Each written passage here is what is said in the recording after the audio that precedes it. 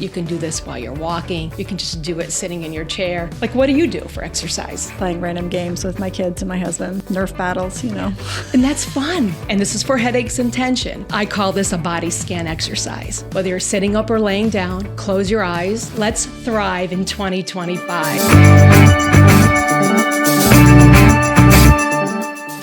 Thank you for joining me today on Kitchen Spoons and Combat Boots. I'm Jessie Smith, and today I have Charlene Caiano. She is a licensed clinical mental health counselor and a board-certified dance movement therapist. She's a non-medical counselor for the Vermont National Guard.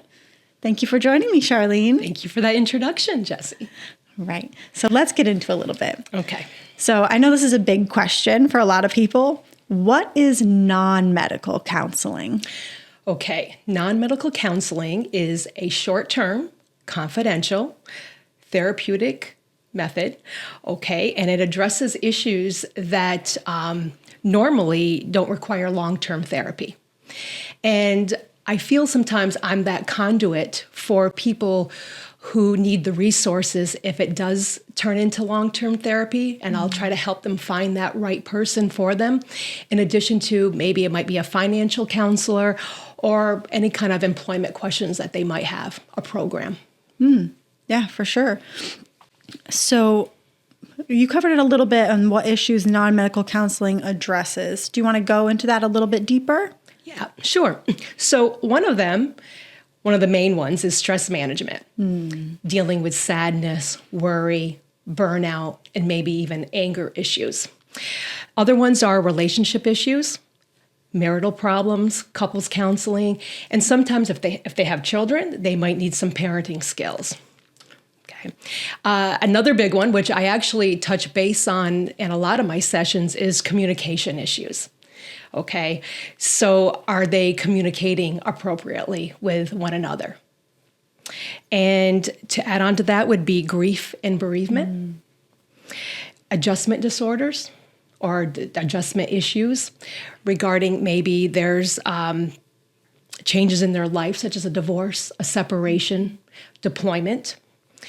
In addition to that would be behavioral issues, and that would be irritability, maybe isolation, which we will be talking about later on, and problem solving and conflict management tools that I will help them with if they come into session. And also there's lifestyle issues. So any kind of behaviors that would negatively impact their health. So physical inactivity, poor eating habits, things like that, poor sleeping patterns. Yeah. So a lot of those things, most of those things that you just listed really can impact anybody out there, no matter what. So what are some of the common stressors or challenges for military life? Well, frequent relocations and deployments, extended separations, adjustments to new communities and new schools, especially for children who sometimes transitions can be difficult for them, career adjustments for the spouses, and financial pressures, and also reintegration challenges post-deployment. So I get this a lot. Spouse comes home, is being reintegrated back into the home, and the spouse will say to me,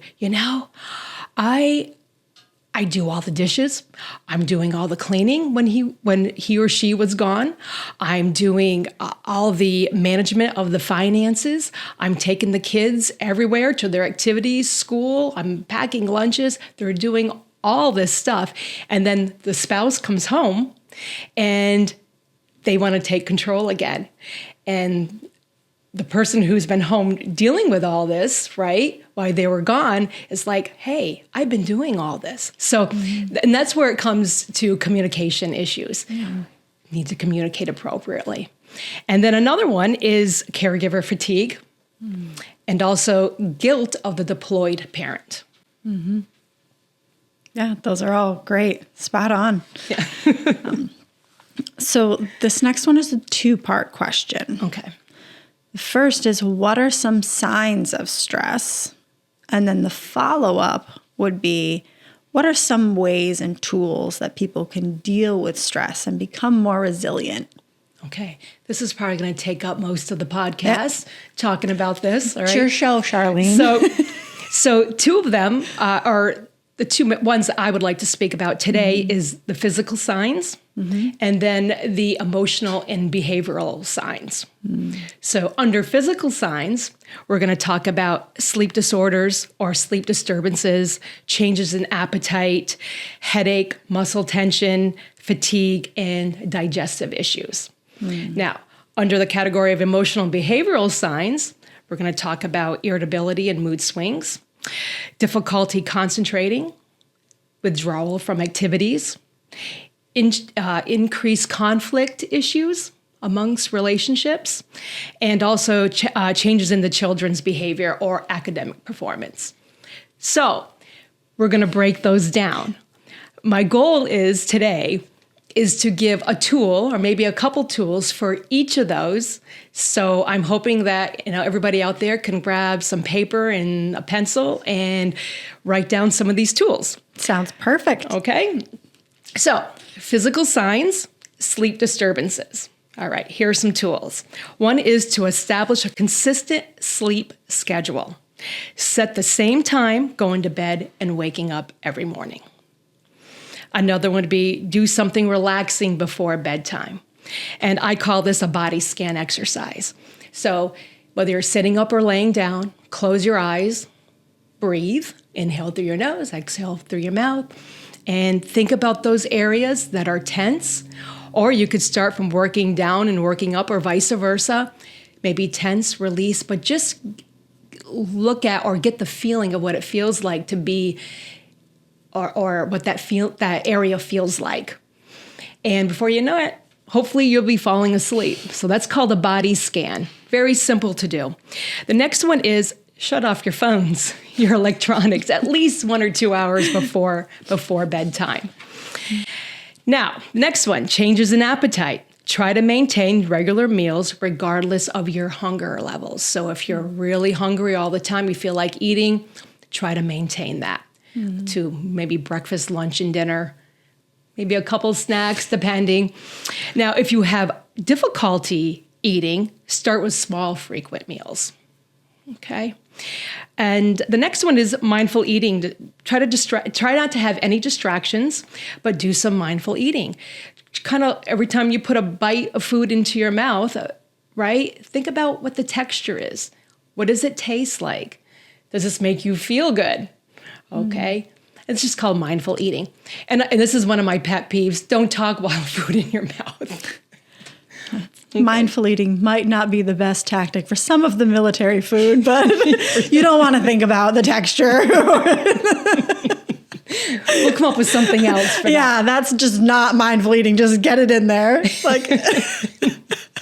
So, which might take us maybe, to headaches and muscle tension, maybe eating that bad food. Right. Gives you a headache. But anyway, one of the big, I do this a lot, it's called progressive relaxation. And I think maybe a lot of people know about this, but some people might not. So again, you can be sitting up in your chair, you can be laying in bed, and this is for headaches and tension. So think about tensing and releasing your muscles, starting with your toes, working all the way up to your head, your face, your eyes, all of that. And basically on the inhale, you're going to tense that muscle up. And then on the exhale, you're going to relax that muscle. And you're going to do that all the way up from your toes to your head. And that's called progressive relaxation technique. Good to know. Give it a try. Yeah. Right. The next one is fatigue. Incorporate daily moderate exercises to boost your energy levels. And I know, I could say that for each and every one of these signs and symptoms, okay? But exercise is really important, so I feel like I have to talk about it. I personally like group fitness exercise. I like being into a group. Some people don't like that. Some people might want to go out for a walk. Some might like weightlifting. Or how about just doing chores around the yard or in the house? Right. Right? What do you do for exercise? Mostly chores around the house, and then just playing random games with my kids and my husband. So, okay, Nerf battles, and that's fun. That increases your cardiac, right? Yeah. Your cardio. vascular system. So, and also maintain proper hydration and balance your nutrition. I can't say it enough, but drink water, water, water. And water can get boring. So put some lemon or some lime in there. And what I do, I buy the children's liquid IV. I like the way it tastes and it makes me drink more. But hydration is really important. That's kind of common sense too, right? You have to hydrate. And the next one is digestive issues. Identify and avoid food triggers. So if something upsets you, right, maybe don't eat it. A lot of people will say, like, I'm getting an upset stomach all the time. Well, what do you eat? And I'm not a nutritionist by no means, right. but I love spicy food. Well, how hot is that spicy food, right? So, and they start sweating and, maybe avoid that. That's probably a trigger food, okay? And practice stress reduction techniques before a meal. I call this box breathing, and you can do box breathing for anything. And all that is you inhale for 4 seconds. You hold for 4 seconds, you exhale for 4 seconds, and you hold for 4 seconds. So I think of a box.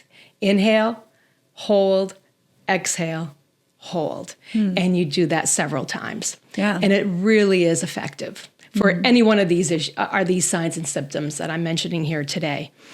So going into the next part, which is the emotional and behavioral signs, irritability and mood swings.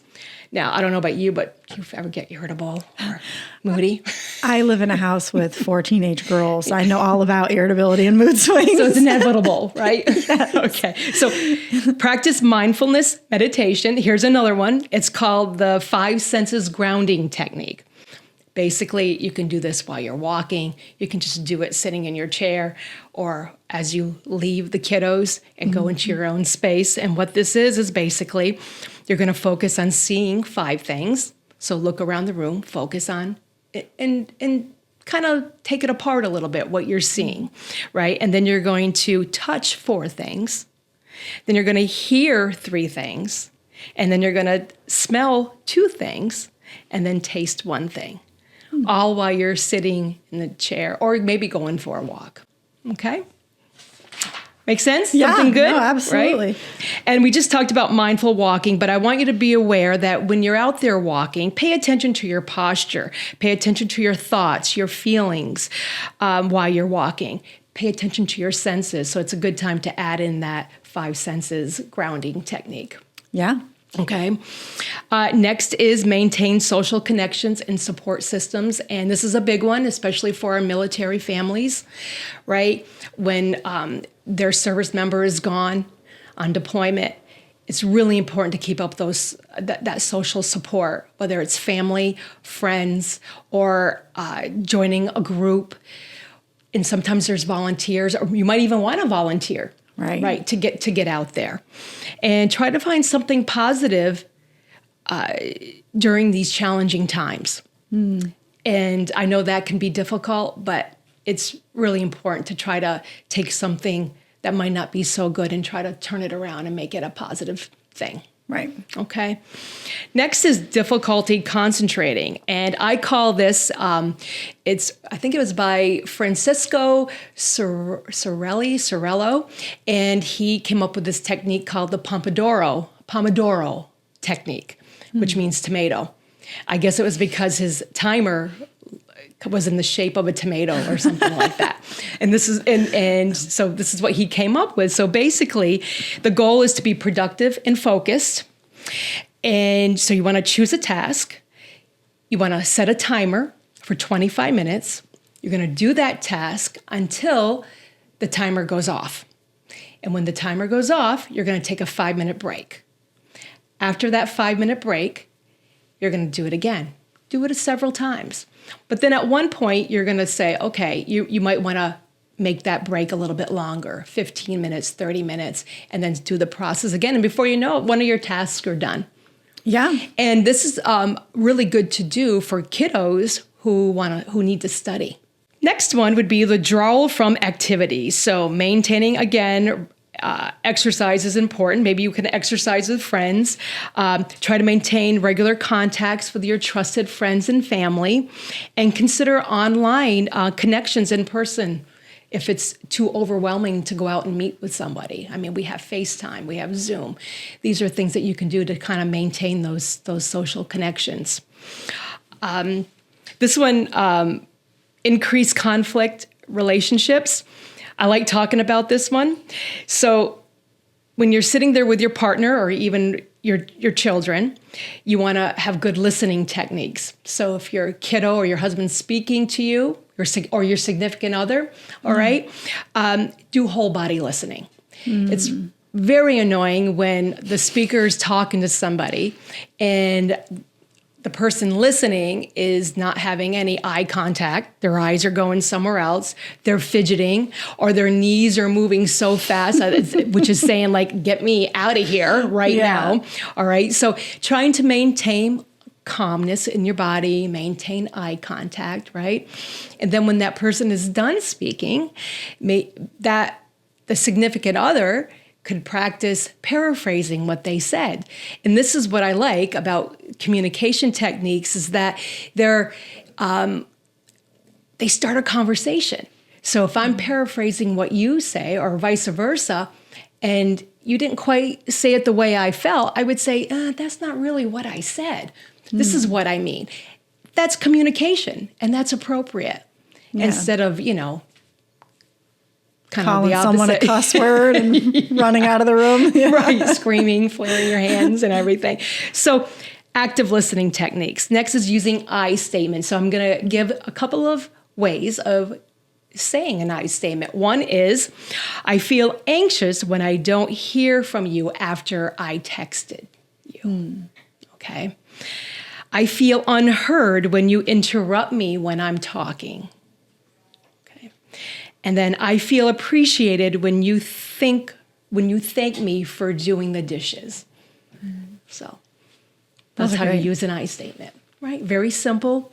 Not pointing the finger and blaming. Right. Okay. And one of my favorites, and I do this in my home, is called the egg timer technique. So I literally have an egg timer. Love it. You almost can hear it ticking. But you can use your cell phones, you can use a clock or whatever you want. And this is good, especially for the next section that I'm going to talk about, is during dinner. Put the egg timer or your phone on the table and say, we're all going to talk for 5 minutes. So let's say you go first. Everybody else, you got to kind of give them the prerequisites for this. We're all going to just sit here and you're going to listen. They're not allowed to say anything, as well as maintaining whole body listening. So, if they're starting to put their fingers on the table and, again, no eye contact. So this is a learned process. And before you know it, each of you can be taken. Let's start with 5 minutes. Take 5 minutes and go around the table, listening and observing. And when it becomes your turn, I personally really wouldn't be talking about what they just said. I would talk about how you felt that day. So try the egg timer technique. It's really effective. And I think your family will like it in the end. Okay. So the next one is changes in children's behavior and academic performance. So again, important open communication with teachers and school counselors. Stay connected with them. Call them. Leave them emails so you get that communication going again. And then provide consistent emotional support and reassurance. And again, the egg timer technique might be good for this. All right. So that was pretty much it for the signs, but I wanted to add just one more, which would be self-care practices, all right, which are so important. It's an important tool for maintaining resilience and coping. And so maintain your own interest and hobbies. I mean, obviously you might not be able to do this every day, but look at it as in a month's time. How much have you done for yourself? What are your interests? What are your hobbies? What have you done for you? And this is kind of a no-brainer, but keep good hygiene. And it's so important for everybody else in the household. Yeah, definitely improves the mood. Right. Yeah. So good hygiene. Yeah.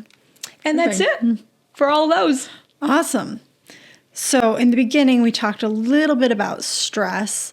What is the difference between stress and anxiety? Okay, well, that could be a whole other podcast, first of all, Yeah. all right? So they both share similar symptoms, okay? So stress is your body's reaction to a threat, a situation, or an event. It can be short-term, and it can be positive, like this podcast, Right. you know? Could be a little stressful, but it's a positive thing to do, right? Right, yeah. All right. Anxiety, on the other hand, is your body's reaction to the feeling of worry or fear about the threat, situation, or the event. Okay. It is persistent, it is excessive, and it does not go away in the absence of that situation or the event. It doesn't go away. All right. So I'm going to give you an example of each. So somebody experiencing stress would be a person stuck in heavy traffic on their way to work. It can be stressful, but you know you're going to get to work eventually. Hopefully everyone would understand, but it's stressful. Right. A person, though, who has anxiety, it's a constant everyday worry, nervousness about getting stuck in heavy traffic. And they might even keep going with that, like I could get into an accident, or they're thinking about an accident, okay? That could impact their driving to work because they're going to be late, or the fear of being late. And this will occur more times than not for at least 6 months. That's what constant worry would lead to, all right? And it's a vicious cycle. They call that the anxiety loop, all right? Because it just keeps going, occurring around and around, that loop of worry. Yeah. And it can keep getting built on and built on. Yeah. Okay. So I actually have a few pointers before we end today. And for me, I have like 3 main things. This is my personal stuff, so I want to let you know, is wait to worry. Again, I'm going to use this podcast, all right? I knew about it for, several days, and it was my choice to become prepared, all right? So I came up with a list of things to be prepared, which helps my worry. If I didn't do that, I would probably have a lot of anxiety before coming here and sitting down in this chair, speaking to you and everybody. So I waited to worry. I was prepared. And right before I came in and sat in this chair, then I could, all right, I'm going to worry now. But it's too late to worry because we've already started. Right. So I'm just using that as an example. And always set reasonable goals and expectations for yourself as well as others. Because if you set lower expectations and they get exceeded, it's a win-win. It's a happy day. Right? It's a happy day. And set good boundaries. Set good boundaries for yourself. And always remember to seek professional guidance from another counselor. These interventions or these tools that I gave work well, but if you think you need more assistance, they would work even better if you were to seek out professional guidance and support on that. And always remember you're not alone. There's always somebody out there. I do a support group once a month for veteran spouses.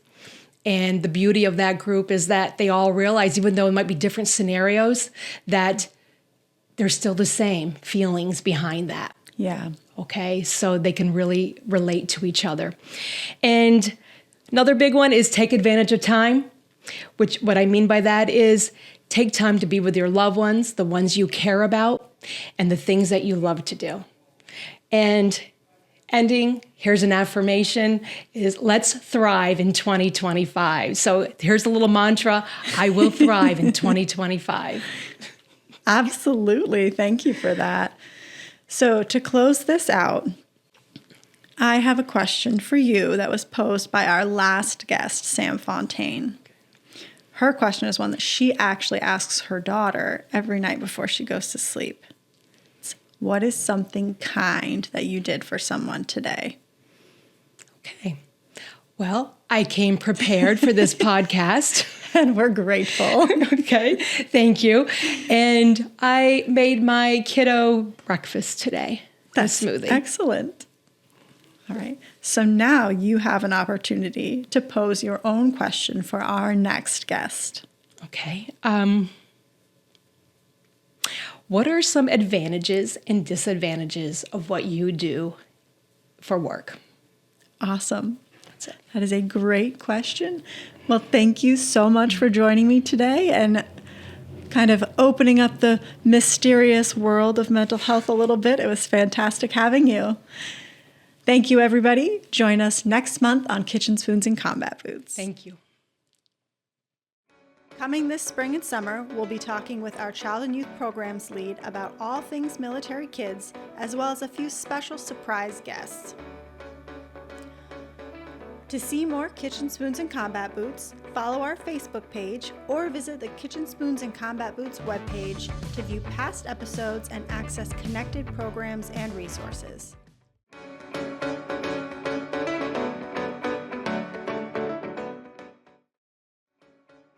For more information or support, please reach out to the Vermont Military Family Support Center's toll-free number, 888-607-8773.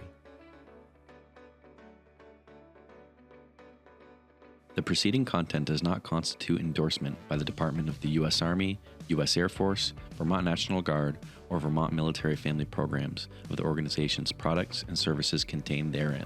Further, the Vermont Military Family Programs assumes no responsibility for the consequences of using the products or services provided by the organizations or resources listed.